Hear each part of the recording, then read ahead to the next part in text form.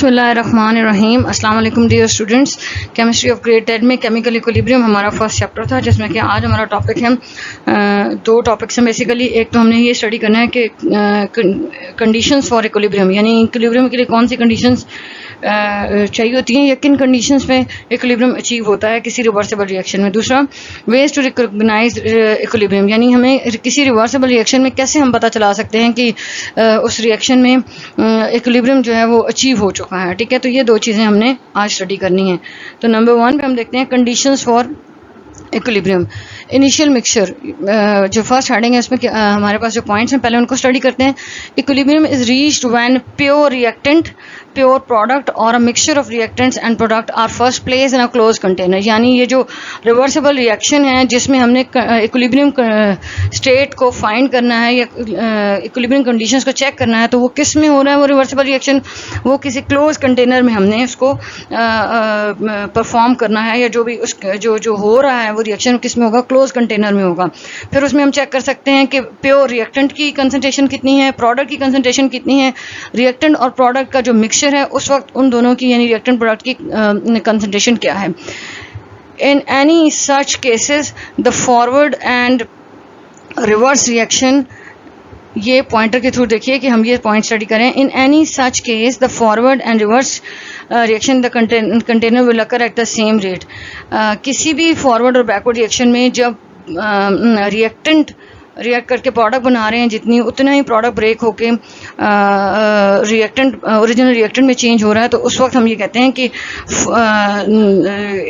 In any such reaction the case in any such case the forward and reverse reaction in the container will occur at the same rate, यानी equilibrium वो point है, वो position है किसी reversible reaction में जिसमें forward और backward reaction container के अंदर सेम स्पीड से हो रहे होते हैं। This lead to a situation where the concentration of reactant and product remain the same indefinitely for an indefinite time so long the following conditions are observed, यानी जब भी कोई रिएक्शन जो है वो इक्विलिब्रियम स्टेट पे है या किसी क्लोज कंटेनर में हो रहा है और वो रिवर्सिबल रिएक्शन है, तो उसमें हम कौन कौन सी कंडीशंस को ऑब्जर्व कर सकते हैं। नंबर 1, कंसंट्रेशन, या कौन कौन सी कंडीशंस को देख सकते हैं या अप्लाई कर सकते हैं। कंसंट्रेशन ऑफ द रिएक्टेंट और प्रोडक्ट रिमेन्स अनचेंज्ड, यानी किसी भी रिवर्सिबल रिएक्शन में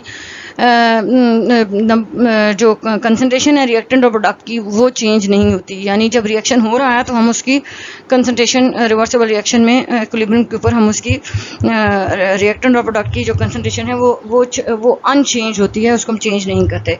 दूसरा, जो टेम्परेचर ऑफ द सिस्टम है रिवर्सिबल रिएक्शन के स्टार्ट से लेके एंड तक, यानी इक्विलिब्रियम स्टेट अचीव होने तक टेम्परेचर सिस्टम का कांस्टेंट रहता है, एक जैसा रहता है। उसके बाद प्रेशर और वॉल्यूम ऑफ द सिस्टम वो भी कांस्टेंट रहता है, यानी शुरू से लेके रिएक्शन के स्टार्ट होने से लेके इक्विलिब्रियम पॉइंट तक पहुंचने तक रिएक्शन, और फिर इक्विलिब्रियम पे भी जो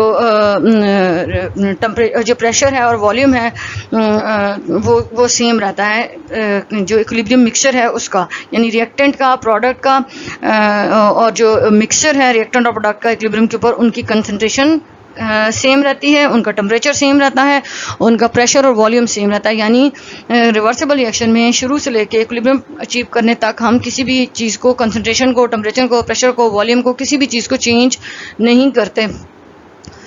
तो यानी जो रिएक्शन की स्पेसिफिकेशंस हैं वो सेम रहती हैं शुरू से लेके स्टार्ट से लेके एंड तक।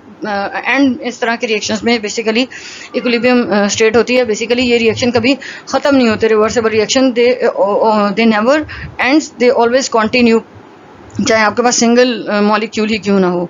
तो ये हमारे पास कंडीशंस हैं इक्विलिब्रियम के ऊपर जो हमारे पास अनचेंज होती हैं और कांस्टेंट होती हैं।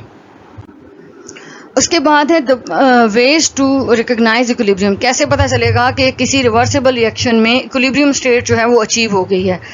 तो जो पहला पॉइंट है वो ये है कि हम उसके कंसंट्रेशन का एनालिसिस करेंगे, रिएक्टेंट की कंसंट्रेशन को देखेंगे और प्रोडक्ट की कंसंट्रेशन को देखेंगे। The equilibrium state of a chemical reaction can be determined bye determining the concentration of reactant and product at regular intervals, यानी कोई भी रिवर्सिबल रिएक्शन है तो हम उसमें थोड़े थोड़े टाइम के बाद रिएक्टेंट की कंसंट्रेशन को चेक करेंगे, प्रोडक्ट की कंसंट्रेशन को चेक करेंगे, और उस कंसंट्रेशन से हमें आइडिया होगा कि ये रिएक्शन अभी स्टार्ट में है या ये इक्विलिब्रियम पे आ गया। अगर हमारे पास पास रिएक्टेंट और प्रोडक्ट की कंसंट्रेशन कांस्टेंट आ रही है, तो इसका मतलब है कि अब हमारा जो रिवर्सिबल रिएक्शन है वो कहाँ पहुंच चुका है, वो इक्विलिब्रियम पे पहुंच चुका है।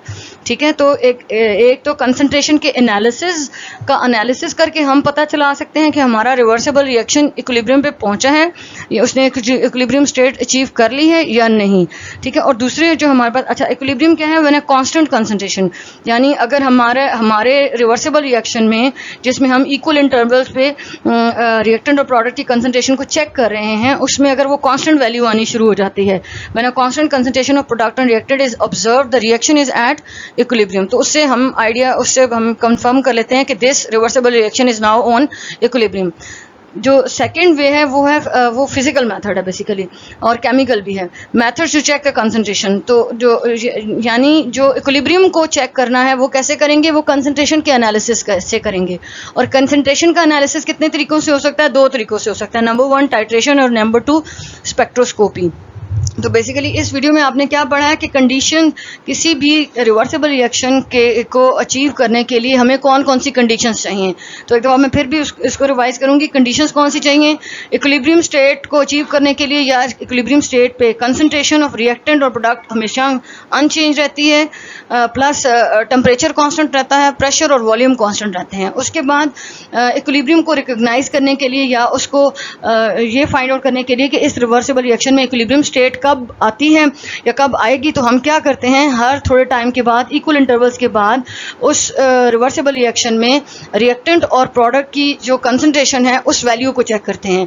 तो वो पॉइंट जब रिएक्टेंट और प्रोडक्ट की कंसंट्रेशन हमारे पास कांस्टेंट आ जाती है, तो उसे हम कहते हैं कि अब ये इक्विलिब्रियम स्टेट पे है।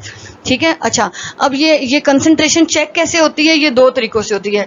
ये फिजिकल मेथड से चेक होती है, और फिजिकल मेथड होता है स्पेक्ट्रोस्कोपी, और ये केमिकल मेथड से भी चेक हो सकती है, जिसे हम कहते हैं टाइट्रेशन।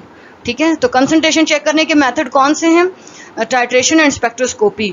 और इक्विलिब्रियम को रिकॉग्नाइज करने का तरीका क्या है कि हमने रिवर्सिबल रिएक्शन की इक्वल इंटरवल्स पे कंसंट्रेशन को मॉनिटर करना है कि रिएक्टेंट की क्वांटिटी कितनी है, प्रोडक्ट की कितनी है। जब दोनों की कांस्टेंट आ जाएगी तो फिर हम कहेंगे कि now this reversible reaction is on equilibrium. ठीक है, सिंपल सा इजी सा टॉपिक है और शॉर्ट सी वीडियो है, इसको आप ज़रा ध्यान से देखिएगा। और इम्पॉर्टेंट है क्योंकि शॉर्ट क्वेश्चन में अक्सर ये क्वेश्चन जो हैं वो फेडरल बोर्ड का जो पेपर है उसमें आते हैं। तो थैंक यू, अल्लाह हाफिज़।